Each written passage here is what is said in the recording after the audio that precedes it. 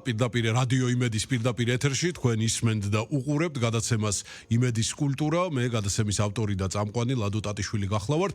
დღეს შეიძლება ითქვას ცოტა დავარღვიეთ ჩვენი გადაცემის ფორმატი. დღეს სტუმრის გარეშე ვარ, მაგრამ მერწმუნეთ, რომ ის სტუმრები, ვისაც ჩვენ დღეს მოვისმენთ, მათ მუსიკალურ შემოქმედებას შეიძლება ითქვას, რომ ვისაც ეს მიმდინარეობა და ეს ჟანრი გიყვართ და გეტყვით ახლა რაზეა საუბარი, დარწმუნებული ვარ თქვენთვის მართლაც რომ ძალიან საინტერესო იქნება. რას წარმოიდგენდნენ აფრო-ამერიკელი მონები მრავალი წლების წინ, საუკუნეების წინ, როცა მათი ნამღერი პლანტაციებში ჩაუყრიდა საფუძველს ერთ-ერთ ყველაზე მნიშვნელოვან მუსიკალურ მიმდინარეობას, ერთ-ერთ ყველაზე შეიძლება ითქვას თავისუფალ ჟანრს ზოგადად კაცობრიობის ისტორიაში და ეს გახლავთ ჯაზი. რატო საუბრობთ დღეს ჯაზზე? ეს არის ის მიმდინარეობა, ჯერ აქვე უნდა ვთქვა, რომ მე შემიძლია მუდმივად ვისაუბრო ამ თემაზე და მეორე ის, რომ ზოგადად აპრილი ითვლება ჯაზის თვედ და 30 აპრილი ჩვენ დავასწრებთ ამას ყველაფერს, ორი დღით ადრე გავაკეთებთ ამას ყველაფერს, 30 აპრილი ჯაზის საერთაშორისო დღეა, რომელიც 2011 წელს, ესე ვთქვათ, იუნესკომ დააწესა და ყოველ წელს აირჩევენ ხოლმე რომელიღაც დიდ ქალაქს, სადაც ეპიცენტრია ხოლმე ჯაზის, თუმცა მსოფლიოს ყველა დიდ ქალაქში აღინიშნება ეს დღე და იქ ესე ვთქვათ ჩადიან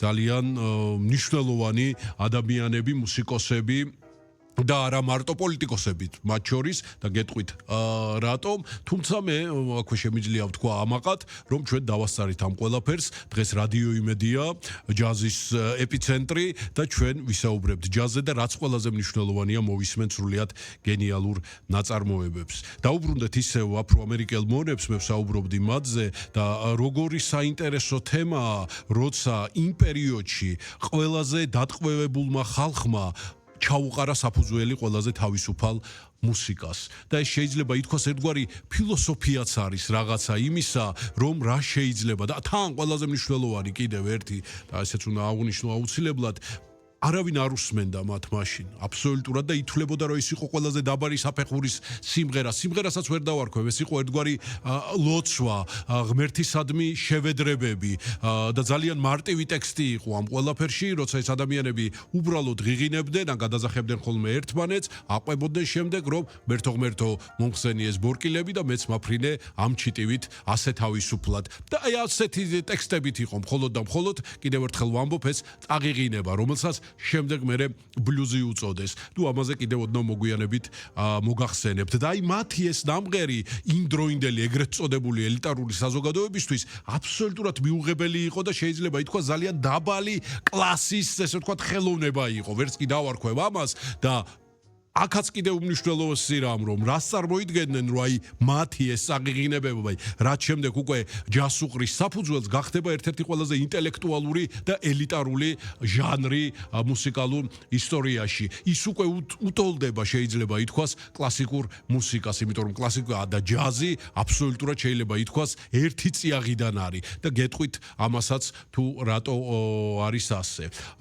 შემდეგ უკვე რა თქმა უნდა აფრო-ამერიკელ მონებს რო ნახეს, რომ სხვა გზა არ იყო და დაუთმეს მხოლოდ ერთი დღე ნიუ-ორლიანში კონგოს მოედანზე რამდენიმე საათი, რომ თავისი ესე ვთქვათ ჭია გაეხარებინათ, რაღაცა ემღერათ, რაღაცა პერფორმანსები მოეწყოთ, ამას დასცინოდნენ რა თქმა უნდა, თუმცა უკვე მათ არ აინტერესებდათ ეს ყველაფერი, იმიტომ რომ მათთვის ეს იყო ერთგვარი დასვენება, ხო? იმიტომ რომ არავინ აღარ ურტყავდა იმ მომენტში რა თქმა უნდა, თორე სასტიკად ექცეოდნენ იმ პერიოდში, ამერიკის შეერთებულ შტატებში იმ პერიოდში ეს პლანტატორები ამ მართლაც რომ ძალიან მნიშვნელოვან ადამიანებს და მე ყველაზე ვამბობ ამას, იმიტომ რომ ეს ის ადამიანები არიან, რომლებსაც ყველას აქვს ჩაყრელი საფუძველი იმაზე, რაზეც ახლა ჩვენ ვსაუბრობ და იმაზე, რასაც ჩვენ დღეს მოვისმენთ. ამ თემაზე საუბარი შეიძლება, არ ვიცი, დაუსრულებლად, ვისაც ახსოვს და მე დარწმუნებული ვარ არის ასეთი ადამიანები, რამდენიმე წელი, ეს არ არის 1 და 2 წელი, ძალიან ბევრი და მრავალი წელია, რაც მე ამ საკითხს ვიკვლევ, სერიები მაქვს გაკეთებული ჯაზის შესახებ ისტორიული ჩანახატები და არა მარტო და დღემდე კიდევ ვერ ამოვწურე ბოლომდე, იმიტომ რომ იმდენია სასაუბრო, იმდენი რაღაც სიახლე ხდება კიდევ აი ისტორიაში, იმ წარსულში, რომელსაც მგონია რომ ვიცოდი და საბოლოო ჯამში ბევრი არც არაფერი მცოდნია. მაგრამ ხა სიტყვა რო არ გამიგრძელდეს და თან მოვისმინოთ პირველი მუსიკალური ნაწარმოები და რატო ვისმენთ პირველ მუსიკალურ ნაწარმოებად სწორედ აი ამ თემას ეს არის სკოტ ჯოპლინის შედევრი და სკოტ ჯოპლინი ეს გახლავთ ადამიანი რომელიც იყო რეგტაიმის უდიდესი წარმომადგენელი და თქვენ იცით რომ აი ეს წაღიღინებები პლანტაციებში როცა გადაეყარა რეგტაიმს ერთმანეთთან ესე ვთქვათ პატარა სასიყვარულო რომანი ჟანრობრივად რა თქმა უნდა მოუვიდა და იქ იბადება უკვე ის უდიდესი მუსიკალური მიმდინარეობა რასაც ჯაზი ხუია თვითონ რეგტაიმის წარმომავლობა ასე ისტორიულად არსად არ ფიქსირდება რომ აი სად ვინ იყო პირველი საიდან დაიწყო როგორ დაიწყო იმ წიაღში მოდიოდა ეს და აქ არის ის ასე გითხარით მე თქვენ რომ ჯაზი იგივე აი კლასიკური მუსიკასთან რატო ახლოს იმიტომ რომ იმ დროინდელი კომპოზიტორები ცდილობდნენ რომ გაეთანაბრებინათ მუსიკალურად რასაც წერდნენ ევროპულ მუსიკასთან და ევროპულ მუსიკას ისინი ეძახდნენ სწორედ აი აკადემიურ მუსიკას, იმ კლასიკას, რომელიც ჩვენთვის ცნობილია. სკოტ ჯოპლინს ყველაფერს თავი დავანებოთ, ბალეტი აქვს დაწერილი, ოპერა აქვს დაწერილი, თუმცა ბალეტმა დიდხანს ვერ იცოცხლა, მაგრამ დღემდე იდგმება მისი დაწერილი რეგტაიმული ოპერა შეიძლება ითქვას, რომელსაც ტრებონეჟა ქვია. გირჩევთ მოისმინოთ, არის სოციალურ ქსელში, ძალიან საინტერესოა. და სწორედ სკოტ ჯოპლინისეულმა აი ამ და ახლა კომპოზიციას რასაც ჩვენ მოვისმენთ, Maple Leaf Rag აქ ერთ-ერთ ნაწილში უკვე ისმის ჯაზი. მოდით მოვისმინოთ ეს სრულიად გენიალური შედევრი.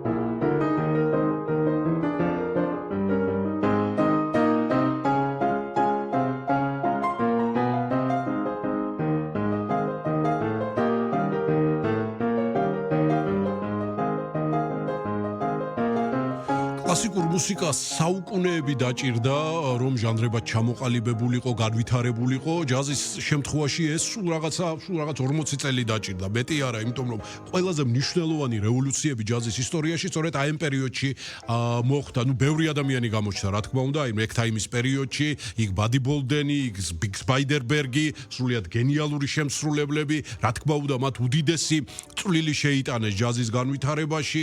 შემდეგ წამოვიდა კიდევ ჟანრობრივად იქ იყო დიქსილენდი, ახალ ორლეანური ჯაზი, ბევრი რაღაც, რა თქმა უნდა, მაგრამ გამოჩნდა ერთი ადამიანი, რომელმაც შეიძლება ითქვას საფუძველი ჩაუყარა იმას, რასაც ჩვენ შემდეგი თაობის მუსიკოსები, ჯაზის მკვლევარები ვეძახით ჯაზს.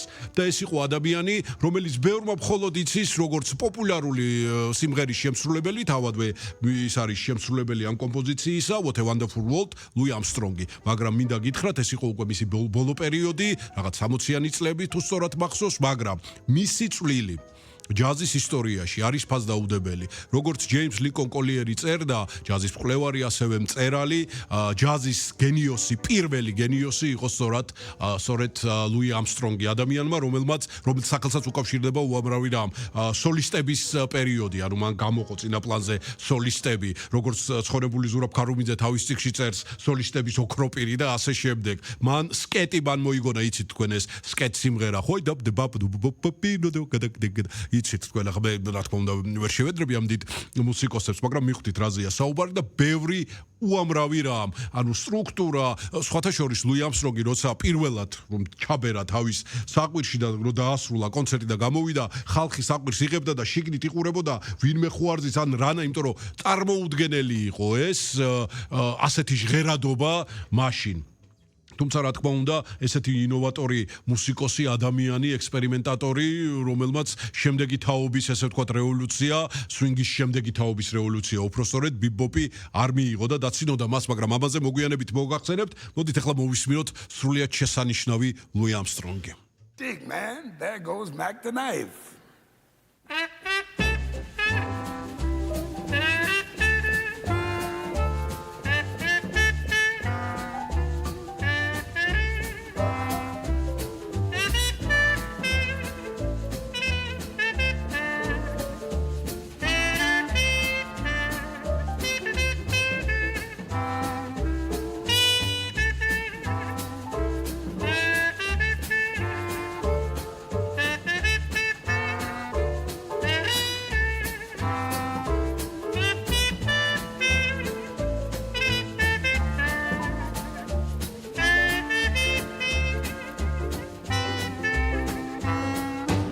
Oh, the shark has pretty teeth, dear, and he shows them a pearly white. Just a jackknife has Mac Heat, dear, and he keeps it out of sight. When the shark bites with his teeth, dear, scarlet billows start to spread. Fancy gloves though, where's Mac Heat, dear? So there's not a trace of red on the sidewalk. Sunday morning, baby, lies a body oozing light. Someone sneaking around the corner. Is there someone Mac the Knife from a tugboat by the river? A cement bags drooping down. Yes, the cement's just for the weight, dear. Bet you Mac he's back in town. Look at here, Louis Miller disappeared, dear, after drawing out his cash. And Mac Heat spends like a sailor. Did our boy do something rash? Suki Tawdry, Jenny Diver, Lottie Lanyard, Sweet Lucy Brown, Oh, the line forms on the right, dear. საინტერესოა ის ფაქტი, რომ ჯაზი ვითარდებოდა ორ ერთმანეთისგან, ესე ვთქვათ, რადიკალურად განსხვავებულ ინსტიტუციაში, თუ შეიძლება ასე ვთქვას, ეს არის საროსკიპოები და ეკლესია. დილას, ესე ვთქვათ, გალობდნენ ეკლესიაში, დიდი ჯაზში ემსრულებლები და იქ თავისით ვითარდებოდა ის მიმდინარეობა, რასაც უკვე გოსპელი და სპირიჩუალსი ქვია და შემდეგ საღამო ხანს უკვე, ესე ვთქვათ, თავს იყრიდნენ აი ამ საროსკიპოებში, სადაც აწყობდნენ ჯემებს, იმპროვიზაცია, ეს იმპროვიზაციაც ხო ჯაზის ესე ვთქვათ მონაპოვარია, იმიტომ რომ კლასიკურ მუსიკაში ეს არ იყო, რა თქმა უნდა, ისტორიას თუ გადავავლებთ თვალს, იოჰან სებასტიან ბახს ამბობდნენ, რომ ის უდიდესი იმპროვიზატორი იყო, მაგრამ ასე არ იყო ახლა რომ ეთქვა იქ რომელიმე სხვა ინსტრუმენტი ვინც ახდათ რომ მოდი ხა ეს დაუკრათ, ესე შენ ასე ის რა თქმა უნდა ეს ასე არ ხდებოდა. მაინც ესე ვთქვათ იმ წესს და კანონებს მიყვებოდნენ და ჯაზმა ეს ყველაფერი დაარღვია. სხვათა შორის, სწორედ საროსკიპოს დამსახურება ჯაზის სახელი ბევრი ადამიანის სხვადასხვანაირად წერს, ბევრი ადამიანი იბრალებს ამას. ჯერი როლ მორტონი ამბობდა რომ ჯაზი მე გამოვიგონეო, თუმცა ეს ასე არ იყო, მაგრამ ყველაზე ესე ვთქვათ გავრცელებული ვერსია იმ საროსკიპოში, სადაც ეს მუსიკოსები იკრიბებოდნენ, იქ იყო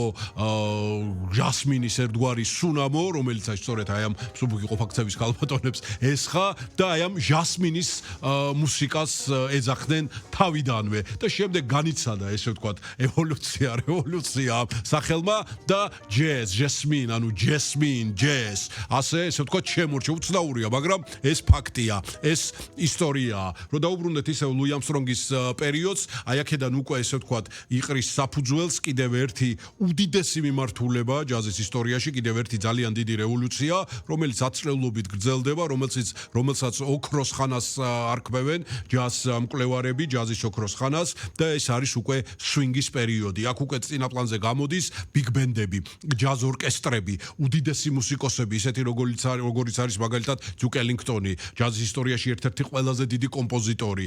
აქ ჩვენ ხვდებით უკვე ჯაზის მეფეს ბენი გუდმანს თავის ორკესტრთან ერთად, რომელიც ანგრევს აბსოლუტურად ყველანაირ სტერეოტიპს და მის ესე ვთქვათ წინააღმდეგ ილაშქრებენ ხოლმე, თვითონ თეთრკანიანი იყო და არეული აქვს ორკესტრი შავკანიან და თეთრკანიანი მუსიკოსებივით და ვიღაცები ტოვებენ დარბაზს, იმიტომ რომ ეს როგორ შეიძლება ამ თეთრკანიანი კაცის ხელმძღვანელობით სვინგის მეფეს უწოდებთ ან ადამიანს და მათთან შავკანიანები უკრავენ, რაზეც ამბობდა ყოველთვის ბენი გუდმანი, რომ ხელოვნებას არავითარი ფერი არ გააჩნია, ვისაც არ მოგწონთ, შეგიძლიათ დატოვოთ დარბაზი. უდიდესი წვლილი აქვს სხვათა შორის ამ კუთხით ბენი გუდმანს შეტანილი და მუსიკალური თვალსაზრისითაც რა თქმა უნდა.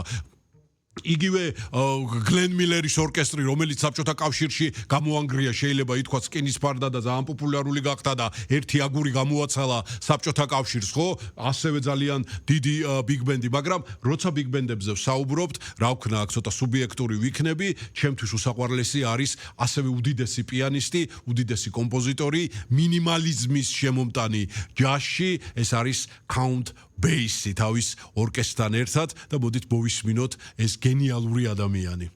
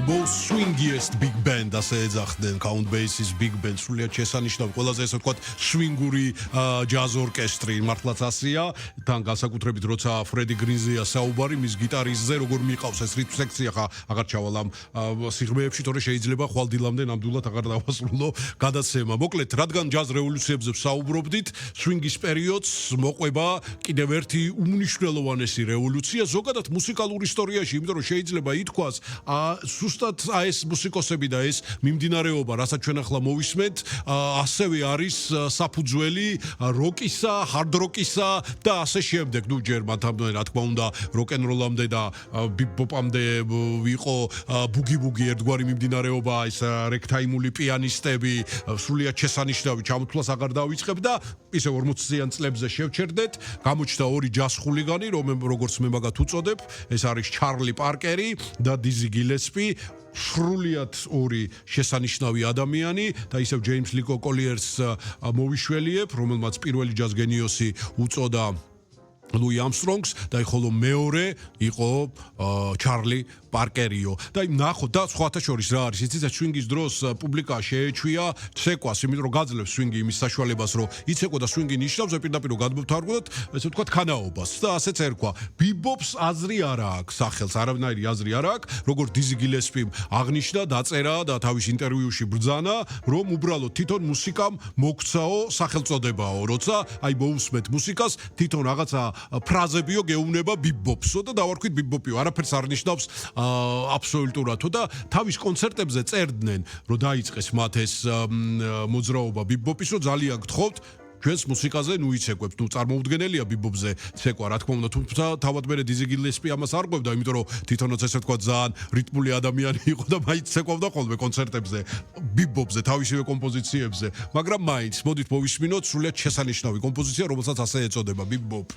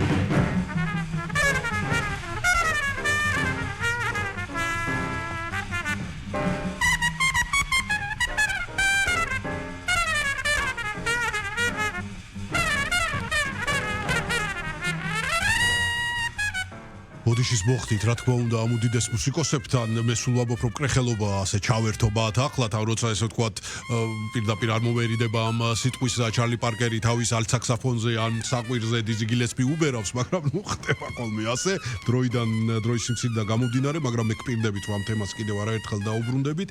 ასეთი ესე ვთქვათ, თავაშვებული ჯაზის შემდეგ, თავად მოითხოვა ესე ვთქვათ, მუსიკალურმა ტონებმა, რომ უფრო ესე ვთქვათ, გაგრილებულიყო და შეიკრიბნენ სრულიად შესანიშნავი მუსიკოსები, მაილს დევისის თამადობით შეიძლება ასე ითქვას, მაგრამ მე აქ შემიძლია ბევრ შევეკამათო, იმიტომ რომ მან მიიწერა მთლიანად cool jazz-ის დაბადება, იქ იყვნენ სხვა სრულიად გენიალური მუსიკოსები, რომლებიც არ ჩამოუვარდებოდნენ მაილს დევის, მაგრამ ამ ეტაპზე იყოს ასე და ამ თემას აუცილებლად ჩვენ მომავალ გადაცემებში გავშლით და იბადება კიდევ ახალი მიმდინარეობა, ასევე სრულიად შესანიშნავი cool jazz-ი, რომელსაც გრილი ჯაზი ჰქვია და პირველივე ალბომს ასევე არქმევდა ითქმევენ The Birth of the Cool, ანუ კულის დაბადება. აქ როგორც გითხარით, Miles Davis-ი, Jerry Mulligan-ი, სრულიად შესანიშნავი ბარიტონ საქსოფონის შემსრულებელი, John Lewis-ი ფორტეპიანოზე და ბევრი სხვა, Gil Evans-ი და ასე შემდეგ. მოდით მოვისმინოთ ეს სრულიად შესანიშნავი თემა.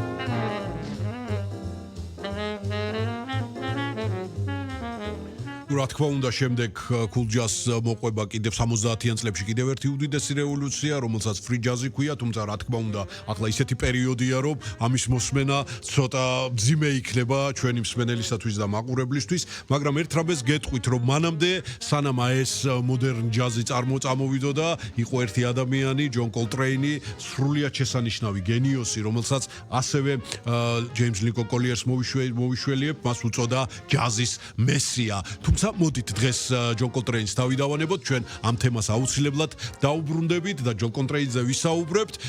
ახლა გემშვიდობებით, მომავალ სამშაბათამდე ბედნიერ დღეს გისურვებთ.